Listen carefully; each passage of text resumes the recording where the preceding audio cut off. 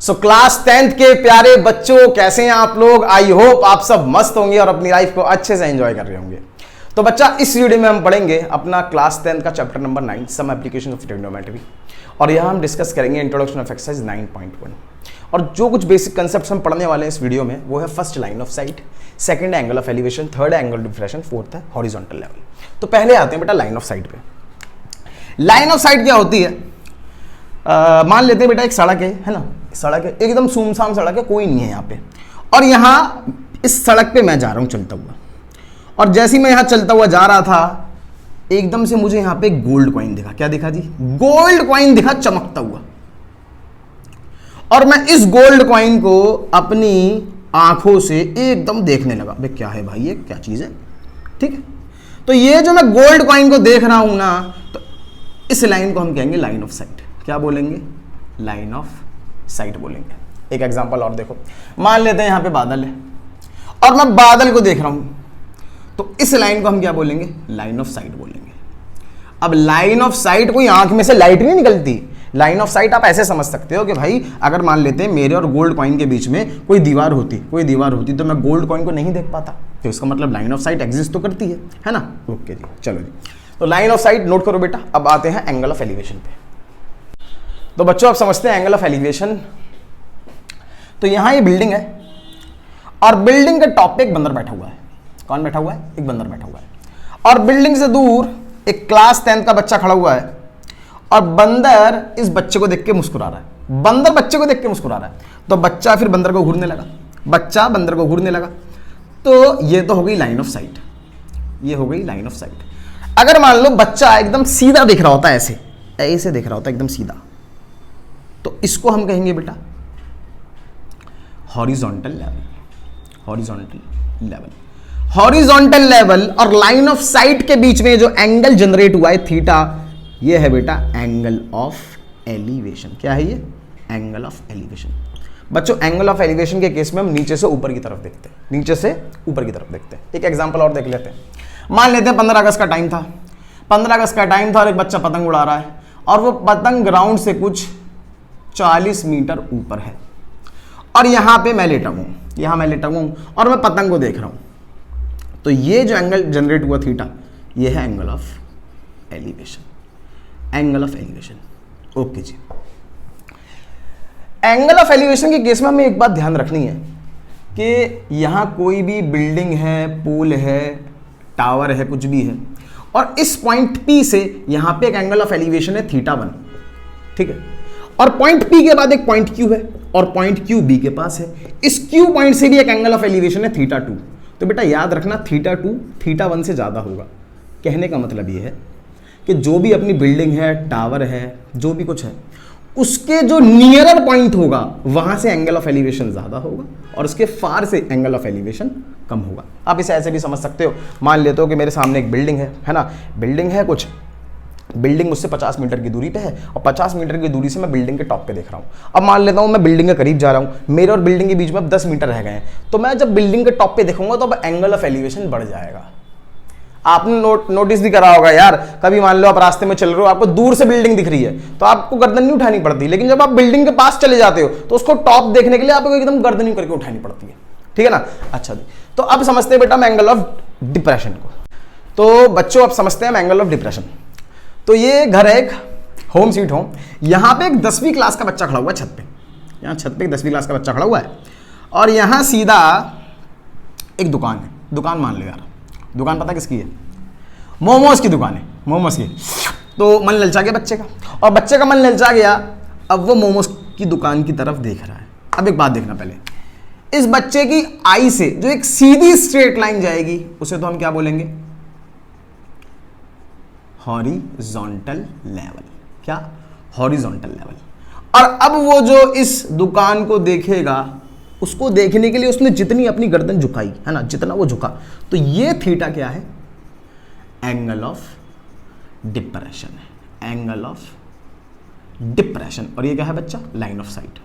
तो angle of depression के case में हम क्या करते हैं? ऊपर से नीचे की तरफ देखते हैं, ऊपर से नीचे की तरफ देखते हैं, ठीक है। अच्छा जी, अब एक बात देखना बेटा, अगर ये थीटा है तो ये भी तो थीटा होगा भाई। अगर ये थीटा है तो ये भी कितना होगा? थीटा ही होगा। रीजन क्या, इंटीरियर ऑल्टरनेट एंगल्स, ठीक है ना, क्योंकि दोनों लाइन क्या है, पैरेलल, ठीक है। सो नोट करो बेटा। अब बेटा इस चैप्टर में हमारे वो 6 ट्रिग्नोमेट्रिक रेशियोज जो प्रीवियस चैप्टर में हमने पढ़े थे वो भी अप्लाई होंगे।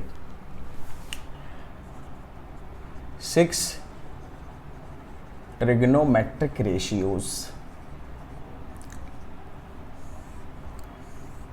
Sign theta, cos theta, tan theta, cosec theta, sec theta, cot theta, जहां पे हमने साइन थीटा, कॉस थीटा और टेन थीटा को याद करने की ट्रिक भी सीखी थी। क्या कि भैया पंडित बद्री प्रसाद हर हर बोले, जहां साइन थीटा क्या होता था, p/h होता था, और कॉस थीटा क्या होता था, b/h होता था, और टेन थीटा क्या होता था, p/b होता था। एक बात और बच्चों आपको याद रखनी हो क्या, कि जो भी हम ट्राइंगल है ना, जिस भी ट्राइंगल को हम कंसिडर करेंगे और ये अपना अगर एंगल थीटा है, तो थीटा के अकॉर्डिंग परपेंडिकुलर क्या होगा, इस थीटा के अकॉर्डिंग परपेंडिकुलर क्या होगा, इसके सामने वाली साइड, इसके सामने वाली side, opposite side, that is BC। और इस थीटा के अकॉर्डिंग बेस क्या होगा बेटा, तो बेस क्या होगा, ये वाली साइड AB। भाई 90 डिग्री के सामने ये तो हाइपोटेन्यूस है, तो थीटा के साथ सामने वाली साइड क्या होगी, परपेंडिकुलर, और साथ वाली साइड क्या होगी, बेस हो गई। अच्छा, उसके बाद बच्चों हमने ट्रिग्नोमेट्रिक वैल्यू टेबल पढ़ी थी, याद करो कि साइन 0 क्या होता था, 0 होता था, है ना। साइन 30 क्या होता था, 1/2 होता था, और tan 30 कितना था, 1/√3 था। tan 60 कितना था, है ना, जिसमें हमने तमाम तरीके की वैल्यूज, सारी की वैल्यूज पर बात करी थी 0 से 90 डिग्री तक, ठीक है। चलो जी, तो ये सब हमारा इस चैप्टर में अप्लाई होने वाला है। सो बच्चों नोट करो, उसके बाद हम स्टार्ट करते हैं अपना example number 1। Example 1, a tower stands vertically on ground. देख टावर है बेटा, वो ग्राउंड पे स्टैंडिंग पोजीशन में है vertically from a point on a ground which is 15 metre away from the foot of the tower. Tower के foot से, है ना, ये अगर टावर है तो ये क्या है, फुट, ये बॉटम वाला पॉइंट फुट है, ठीक है। तो टावर के फुट से 15 मीटर की दूरी पे एक पॉइंट है, पॉइंट को ये मान लिया हमने। इस पॉइंट से angle of elevation of the tower जो है, तो टावर के टॉप पे जो एंगल ऑफ एलिवेशन है वो 60 डिग्री है। तो वो आपसे बोल रहे हैं कि भाई हाइट ऑफ द टावर बता दो, ठीक है ना। अच्छा, तो let height of tower equals BC, ठीक है। अच्छा जी, सो इन ट्राइंगल ABC की अगर हम बात करें तो बेटा tan 60 कितना होगा, tan 60 होगा BC अपॉन में AB हो जाएगा, ठीक है ना। अच्छा, ये एक बार दोबारा देख लेना, tan थीटा कितना होता है, परपेंडिकुलर अपॉन में बेस होता है। तो थीटा के सामने वाला क्या होता है, परपेंडिकुलर, और साथ वाला क्या होता है, बेस होता है। तो tan 60 इक्वल टू परपेंडिकुलर क्या हुआ, बेस BC, और बेस क्या हो गया, AB हो गया।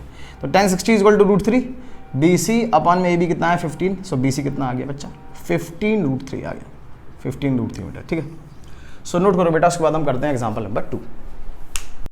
चलो जी, करते हैं example 2। An electrician has to repair an electric fault on a pole of height 5 metre.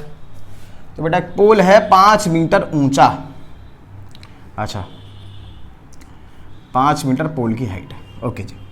She needs to reach a point 1.3 metre below the top of the पोल।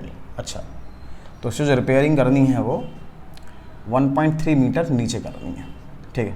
चलो जी, अच्छा, what should be the length of the ladder that she should use which inclined at an angle of 60 degree to the horizontal would enable her to reach the required position, also how far from the foot of the pole should she place the foot of the ladder। तो question बच्चा ये है कि 5 metre ऊंचा पोल है, 1.3 metre top से 1.3 metre नीचे fault है, तो उसे किस तरीके से, मतलब कितना दूर से लैडर प्लेस करनी है फुट ऑफ द पोल से, जो कि 60 डिग्री पे इंक्लाइंड है, ठीक है ना।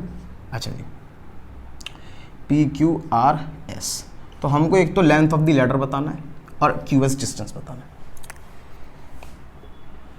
QR कितना हो जाएगा बच्चा, QR हो जाएगा आपका QP माइनस में PR, दैट इज 5 माइनस में 1.3 इक्वल्स 3.7 मीटर।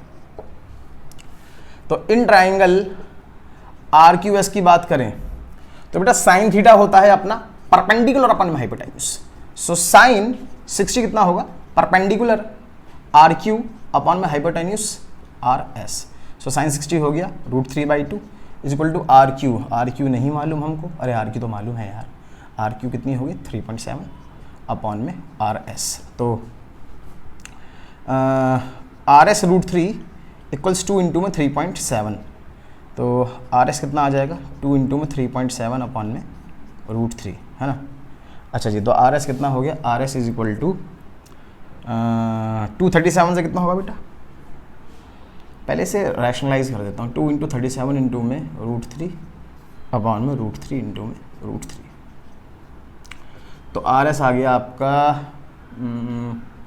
37 2 7 14 2 74, तो 7.4 इंटू में 1.73 अपॉन में 3, इस पूरे को आप सॉल्व करोगे तो आपका आंसर आएगा 4.28 मीटर, 4.28 मीटर। अच्छा, अब आते हैं बेटा QS निकालते हैं, है ना। तो अगर मैं tan 60 लगा दूं तो tan 60 कितना आएगा, tan 60 आएगा, tan थीटा कितना होता है परपेंडिकुलर अपॉन बेस, तो tan 60 कितना होगा RQ अपॉन में base QS, so tan 60 equals √3 is equal to RQ आया 3.7 अपॉन में QS, तो QS √3 is equal to 3.7, so QS equals 3.7 upon √3, तो ऊपर नीचे √3 से मल्टीप्लाई डिवाइड करा, तो QS इज इक्वल टू आ गया बेटा 3.7 √3 अपॉन में 3, है ना, और 3.7 इंटू में √3 की वैल्यू कितनी है 1.73